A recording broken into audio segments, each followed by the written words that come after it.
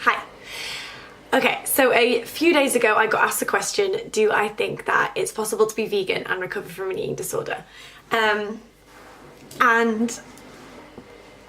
I kind of ummed and ahed about talking about it because I think it's a really difficult subject, because it's just full of so much more than like a diet. It's not like paleo or low carb or anything like that, because obviously it's tied up in ethics and environmental things, and so it's much more than just like a diet.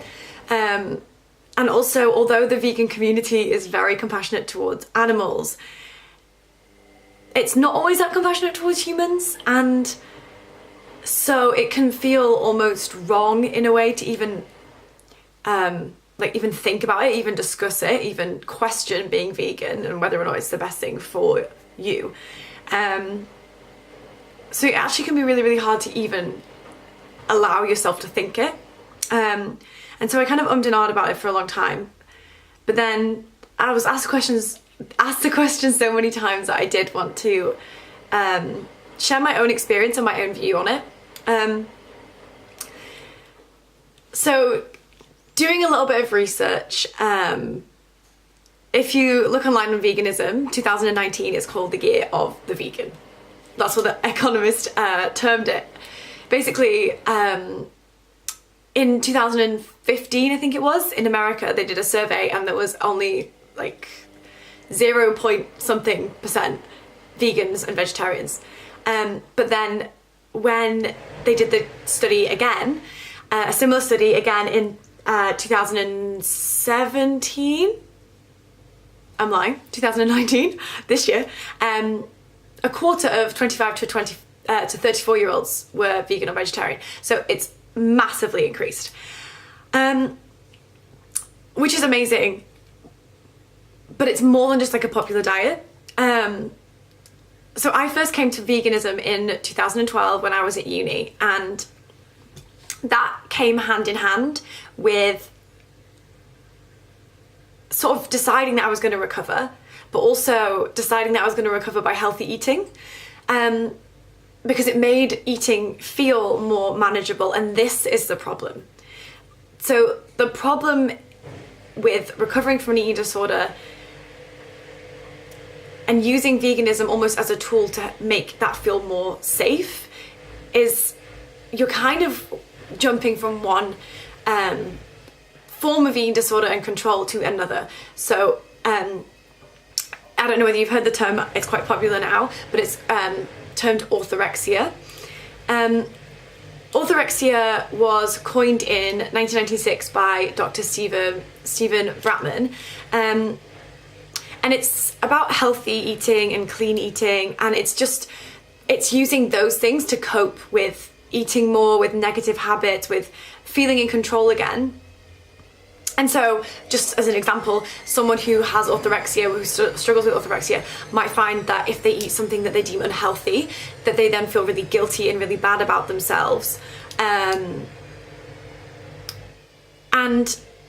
looking into the research, there's a few different things, and obviously like anything, there's caveats, but much of the research shows that the ratio of people with orthorexia in vegans and vegetarians is higher than in the general population, and another found higher than in people that eat red meat. Another study that I read found that it was actually more hand in hand with people who chop and change diets. So people who are like sometimes vegan and sometimes vegetarian, as opposed to actual vegans. But I think this kind of goes along with the orthorexia thing of always having to find like the perfect diet. And so I guess you can kind of come to this and you're like, okay, so how do I figure out whether or not I am coming at this from an orthorexic standpoint? So I did some research, and there's some questions that go along with being orthorexic, and I also added in a few more. And I just thought there's 7 questions, and I will link them in the blog post that I'm gonna do as well about this. Like, I'm just gonna write up everything that I'm saying, so that you can kind of read them if you want, but I'll just read them to you now. So 1, do you avoid certain foods, have forbidden foods, or get mad at yourself when you eat things that are unhealthy? Number 2, do you ignore hunger cues, having rules and parameters and diet plans to take place of listening to your body? Do you spend more than 3 hours a day obsessing, planning, prepping, thinking about food? Do you care more about the cleanness of your food than about enjoying it? Is your self-esteem and happiness centered around how healthy or clean your food is? Can you relax at times of celebration or at special events like birthdays and just have cake? Or does that make you feel really anxious and you just not let go? Has your quality of life decreased as you have become more obsessed with food?